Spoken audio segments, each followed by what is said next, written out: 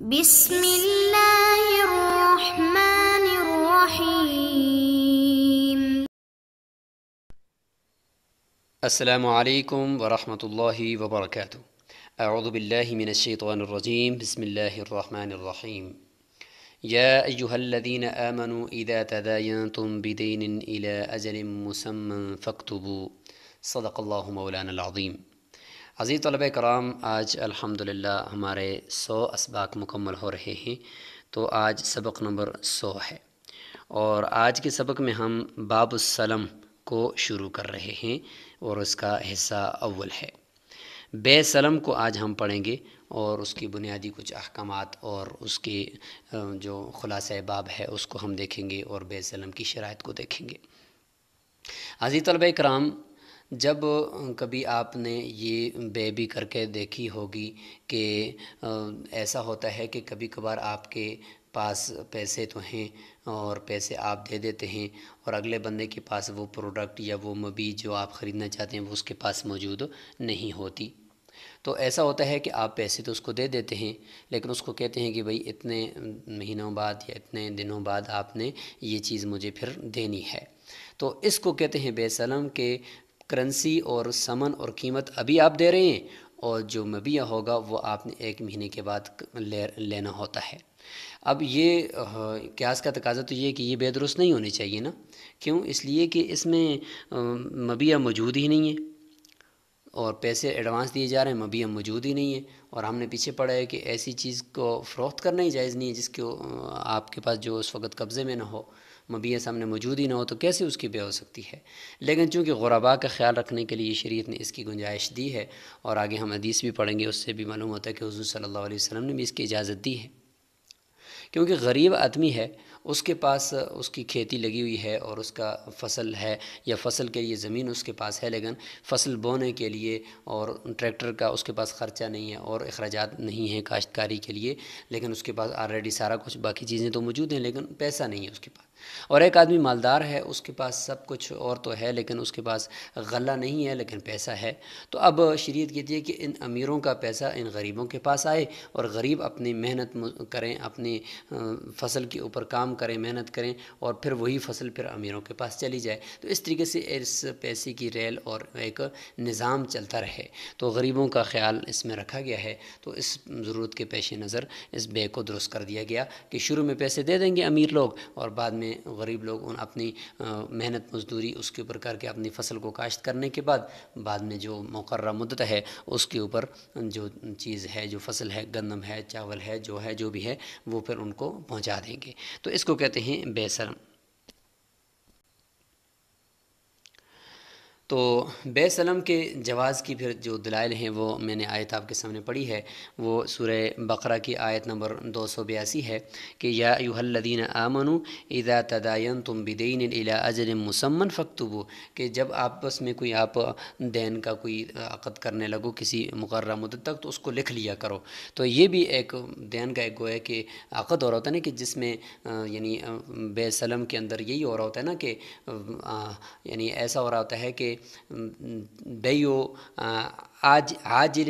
یعنی بیو عاجل بعاجل، کہ ایک ایسی چیز کا بیچنا کہ جو عاجل ہے، یعنی بعد میں دینی ہے، اور بدلے میں جو چیز دی جا رہی ہے وہ ابھی دی جا رہی ہے، یعنی ثمن ابھی دیا جا رہا ہے، جلدی دیا جا رہا ہے۔ تو بیو عاجل بعاجل، تو یہ اس کی تعریف بھی ہے۔ تو اسی طریقے سے اس آیت کے اندر جو دین کا تعلق ہے، تو چونکہ وہ مبیع دین ہو جاتا ہے نا بائی کے اوپر، پھر وہ اس نے دینا ہوتا ہے، اس لیے یہاں پہ بھی اس آیت کے ضمن میں بے سلم کو لیا جا سکتا ہے۔ اور جو سلم ہے، سلم تو اس کا معنی بھی یہ ہوتا ہے کہ جلدی لینا، تو اس میں بھی دیکھیں ثمن کو جلدی لیا جا رہا ہے، اور اس کے بدلے میں جو مبیع ہے وہ بعد میں دیا جا رہا ہے۔ اور ایک اس کا معنی ہوتا ہے سلم کا معنی سلف، یعنی بعد میں آنے والے، تو وہ بھی اسی وجہ سے ہے کہ ایسا ہے کہ دیکھیں اس میں یہ ہو رہا ہوتا ہے کہ مبیع بعد میں دیا جا رہا ہوتا ہے اور ثمن ابھی دیا جا رہا ہوتا ہے۔ تو یہ ہو گیا جی قرآن سے دلیل۔ اب ہے جی یہ آپ کے سامنے حدیث مبارک سے دلیل ہے کہ عن ابن عباس قال قدم النبی صلی اللہ علیہ وسلم المدینہ وہم یسلفون، کہ یہ لوگ جو ہے وہ بے سلف اور بے سلم یہ دونوں ایک ہی نام ہیں اس کے، بے سلم لوگ کر رہے تھے مدینہ منورہ کے اندر جب آپ صلی اللہ علیہ وسلم تشریف لائے، بے ثمر پھلوں کی ہو رہی ہوتی تھی، سنتینی و ثلاث، یعنی 2 سال 3 سال کے لیے یہ بے سلم ہوتی تھی کہ پیسے آج دیے 2 سال کے بعد آپ نے مبی دینا ہے۔ تو آپ صلی اللہ علیہ وسلم نے فرمایا کہ من اسلف فی شیئن، اگر کسی نے کسی چیز کے اندر بے سلم کرنی بھی ہے، ففی کیل معلوم، شرائط کی طرف ذکر فرما دیا کہ ایک تو کیل معلوم ہونا چاہیے، و وزن معلوم، اور وزن معلوم ہونا چاہیے، الی اجل معلوم، اور اجل بھی معلوم ہونی چاہیے۔ یہ نہیں ہے کہ بس کر دیا اور جب ہوئے تو میں آپ کو مبیع دے دوں گا، ایسا نہیں ہے، بلکہ کچھ شرائط ہیں۔ یاد رکھیں چونکہ بے سلم کے اندر ایسا ہے کہ مبیع تو سامنے موجود نہیں ہے، اب کسی نہ کسی طریقے سے اس مبیع کو متعین کرنا ہے۔ سامنے اگر ہوتا تو اشارہ کرنا کافی تھا، سامنے اگر ہوتا تو بس قبضہ کر لینا کافی تھا، لیکن اب تو مبیع سامنے نہیں ہے، ابھی تو سمن دیا جا رہا مجلس کے اندر اور اٹھ کر چلے جانا ہے، تو اب ذرا ضرورت پڑ گئی ہے، زیادہ حساس ہے یہ معاملہ۔ وہ کیا کہ اب ایسا کرو کہ مبیع تو سامنے موجود نہیں ہے، تو اس کی ایسی صفات اور ایسی چیزیں اس کی بیان کرو کہ جس سے وہ مبیع ایسا متعین ہو جائے کہ 1 مہینے کے بعد جب بائع مشتری کو دے تو اس وقت کسی قسم کا کوئی ڈاؤٹ نہ رہے، کسی قسم کا کوئی جھگڑا نہ ہو، کسی قسم کا کوئی اس وقت حرج یا نقصان نہ ہو۔ لہٰذا کچھ شرائط کے ساتھ یہ بے سلم کو جائز قرار دیا گیا ہے، ورنہ یہ بے سلم اتنا آسانی سے یہ درست نہیں ہوگی جب تک کہ اس کے اندر یہ شرائط نہیں ہوگی۔ امام صاحب یعنی امام ابو حنیفہ رحمۃ اللہ کے نزدیک 7 شرائط ہیں اور صاحبین کے نزدیک 5 شرائط ہیں۔ وہ 7 شرائط کون کون سی ہیں اس میں دیکھیں، سب سے پہلی شرط ہے جی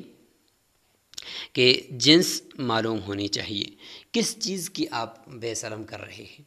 گندم ہے، جو ہے، چاول ہے، کیا چیز ہے، تو یہ جنس معلوم ہونی چاہیے کہ کس چیز کے اندر ہو رہی ہے، کیونکہ مبیع سامنے نہیں ہے، لہٰذا ایسی شرائط لگائیں گی جس سے خود بخود مبیع آپ کے سامنے اس کی ایک تصویر بیٹھ جائے گی، تاکہ کل کو لیتے ہوئے جہالت مفضی للمنازع نہ ہو۔ نمبر 2، نو معلوم ہو۔ نو کا مطلب یہ کہ چلیں ٹھیک ہے، گندم کو پتہ چل گیا کہ بھئی گندم لینی ہے، لیکن گندم کی بھی انواع ہوتی ہیں نا، اقسام ہوتی ہیں، مطلب ہے کہ بعض گندم جو کلر بھی ان کے مختلف ہوتے ہیں اور بعض گندم میں کوالٹیاں بھی مختلف ہوتی ہیں، تو یہ کوالٹی اور اس کی جو اقسام ہیں اس کے کلر کے اعتبار سے وہ متعین ہو چاہیے، اس کو کہتے ہیں نو۔ اور تیسری ہے صفت معلوم ہو، یعنی گندم کے اندر صفت یہ ہے کہ مثال کے طور پر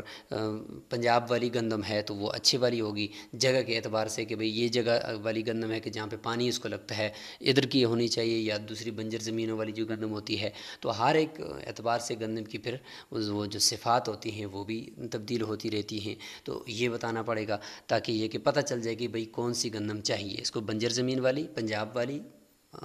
یا یہ کہ سندھ والی یا بلوچستان والی، کون سی گندم ہے، کس صفت کی ہو۔ چوتھی چیز یہ ہے کہ مبیع کی مقدار معلوم ہونی چاہیے، کتنی ہو، 1 من، 2 من، 4 من، 10 من، تاکہ یہ اس سے مبیع جا کر کچھ کلیئر ہوگا کہ بھئی اتنی چاہیے۔ اور 5ویں شرط یہ ہے کہ مدت معلوم ہو کہ کب دینی ہے، کم از کم 1 مہینہ تو ہوگا ہی ہوگا، اور 1 مہینے کے بعد پھر یہ کہ کبھی 2 مہینے بھی لگ سکتے ہیں، لیکن یہ کہ کم از کم 1 سے 1.5 مہینے تک یہ مدت معلوم ہونی چاہیے کہ اس کے اندر آپ نے مجھے دینی ہے۔ 6ٹھی شرط یہ ہے کہ ثمن کی مقدار معلوم ہو، اگر ثمن اس میں سے ہو کہ اگر تعلق اس میں سے ہو کہ اگر وہ تعلق رکھتا ہو اس کی مقدار پر، جیسے کیلی ہو یا وزنی ہو یا عددی ہو، یعنی جو آپ ثمن ابھی دے رہے ہو وہ مثال کے طور پر عددی چیز ہے، کوئی نوٹ گن کر دے رہے ہو، یا سونا چاندی کے درم یا دنانیر دے رہے ہو، یا یہ کہ آپ اس وقت بھی جو ثمن میں دے رہے ہو وہ بھی کوئی کیلی چیز ہے، مثال کے طور پر ابھی ایک گندم آپ دے رہے ہو جو بعد میں 2 مہینے بعد بھی آپ نے ایک دوسری گندم لینی ہے، یا ابھی آپ کچھ چیز ایسی دے رہے ہو جو کیلی یا وزنی ہے، تو ظاہر ہے کہ اس کا وزن اور کیل بھی معلوم ہونا چاہیے، کہ بعض مرتبہ کوئی ایسی چیز ثمن میں دی جاتی ہے جو کھوٹی ہوتی ہے، نقلی ہوتی ہے کرنسی میں، تو اگر یہ مقدار معلوم نہیں ہوگی تو کل کو اگر کوئی چیز واپس وہاں سے اس کرنسی میں کی جائے گی، ثمن میں کی جائے گی، تو کیسے واپس کریں گے، کچھ پتہ ہی نہیں ہے کہ کتنا ثمن تھا کتنا نہیں تھا، تو اس لیے امام صاحب فرماتے ہیں کہ یہ مقدار بھی معلوم ہونی چاہیے ثمن کی۔ ساتویں شرط یہ ہے کہ اس جگہ کا متعین کرنا بھی ضروری ہے کہ جس میں مبیع کو سپرد کرے گا۔ اگر مبیع کو اٹھانے کی زحمت ہو رہی ہے اور اجرت لگتی ہے، کرایہ لگتا ہے، بوجھ ہے، مزدور لگا کر اس کو اٹھا کر دوسری جگہ پہ لینڈنگ اور لوڈنگ اس کی جاتی ہے، تو پھر اس کی جگہ کا تعین پہلے سے ہونا چاہیے کہ بھائی کس جگہ میں لا کر تو نے مجھے یہ گندم دینی ہے، کیونکہ کل کو پھر ایسا نہ ہو کہ جھگڑا ہو جائے، وہ کہے گا بھائی مجھے یہاں لا کر دو، وہ کہتے نہیں میں یہاں نہیں، بازار میں آپ کو دے دوں گا، تو یہ تو بڑے پھر مسائل ہو جائیں گے۔ آخری دو شرطیں صاحبین کے نزدیک نہیں ہیں۔ صاحبین فرماتے ہیں کہ جہاں پہ چاہے جہاں پہ عقد ہوا اسی جگہ پہ لا کر دے دے، اور دوسرا کہ سمن کو متعین کرنا کوئی ضرورت نہیں ہے، سمن تو سامنے موجود ہے، اس کی طرف اشارہ ہو رہا ہے، لیکن امام صاحب کے قول پر فتویٰ ہے کہ چونکہ ایسی چیزوں میں پھر ضرورت پڑتی ہے، کل کو کہیں جھگڑا نہ ہو جائے۔ تو یہ 7 شرائط اگر آپ دیکھیں تو ان 7 شرائط کے ذریعے سے مبیع بالکل کھل کر واضح سامنے آ جاتا ہے، اگرچہ وہ اس وقت سامنے موجود نہیں ہے۔ تو یہ ساری چیزیں کرنے کا مقصد یہ ہوتا ہے تاکہ بے سلم کے اندر مبیع تو سامنے ہے نہیں ہے، اور مبیع کی ایک تصویر ہو جائے، ایک شکل سی اس کے ہمارے ذہنوں میں بیٹھ جائے کہ یہ چیز چاہیے ہمیں۔ تو یہ ہوگی بے سلم کی شرائط۔ اب بے سلم کا ایک ضابطہ ہوگا، وہ ضابطے کے تحت جو چیز آئے گی تو اس کی بے سلم درست ہے، جو نہیں آئے گی تو بس آرام سے ہم کہیں گے بھئی اس کی بے درست نہیں ہے۔ کیا ضابطہ ہے جی؟ عربی میں ہے کہ وَكُلُّ مَا أَمْكَنَ ضَبْطُ صِفَتِهِ وَمَعْرِفَةُ مِقْدَارِهِ جَازَ السَّلَامُ فِيهِ، کہ ہر وہ چیز جس کی صفت کو ضبط کرنا ممکن ہو اور اس کی مقدار کو جاننا ممکن ہو تو اس میں بے سلم جائز ہے۔ آسان بات ہے کہ ہم نے ابھی شرائط کے اندر پڑھ لیا ہے کہ مقدار معلوم ہونی چاہیے، صفت معلوم ہونی چاہیے، نوع معلوم ہونی چاہیے، تو ایسی چیز جس کی یہ چیزیں ساری معلوم ہم کر سکتے ہوں، اس میں تفاوت نہ ہو اس کے افراد میں، تو لہٰذا اس میں بے سلم درست ہو جائے گی، کیونکہ امکان ہے کہ اس کو ہم متعین کریں۔ وما لا يمكن ضبط صفته ومعرفة مقداره لا يجوز السلام فيه، اور اس کے برخلاف اگر ایسی چیز ہے کہ جس کی صفت کو اور مقدار کو معلوم نہیں کر سکتے، ایسی چیزیں ہیں، مثال کے طور پر اگر آپ جانور خرید رہے ہیں بے سلم کے طور پر، ابھی پیسے دینے اور 2 مہینے بعد آپ نے کہا کہ 10 بکرے مجھے چاہیے، یہ جائز نہیں ہے۔ کیوں؟ اس لیے کہ اس کی مقدار کو تو آپ نے متعین کر دیا، لیکن اس کی صفت کو متعین نہیں کر سکتے، کیونکہ ہر بکرا دوسرے سے مختلف ہوگا، کوئی موٹا، کوئی پتلا، کوئی کس کلر کا، کوئی کس کلر کا، تو بہت سارے اس میں اختلاف ہو سکتے ہیں۔ ظاہر ہے اللہ تعالیٰ کی بنائی ہوئی مخلوق، اس میں تفاوت ضرور ہے، لہٰذا ایسا نہیں ہو سکتا، تو پھر اس میں بے سلم درست نہیں ہوگی۔ تو یہ ایک قاعدہ کلی ہے کہ ہر وہ چیز جس کی صفت کو منضبط کرنا ممکن ہو اور اس کی مقدار معلوم کرنا ممکن ہو، اس میں بے سلم جائز ہے، اور ہر وہ چیز جس کی ضبط صفت کرنا ممکن نہ ہو اور اس کی مقدار معلوم کرنا ممکن نہ ہو تو اس میں بے سلم بھی جائز نہیں ہے۔ تو یہ آپ کے سامنے ایک ضابطہ آ گیا ہے اور ایک کلیہ آ گیا ہے۔ آگے ہم بے سلم کی اصطلاحات کر لیتے ہیں کہ اس بے سلم کے اندر کچھ ہم نام چینج کر دیں گے، یعنی اب بائے مشتری نہیں ہوگا جی،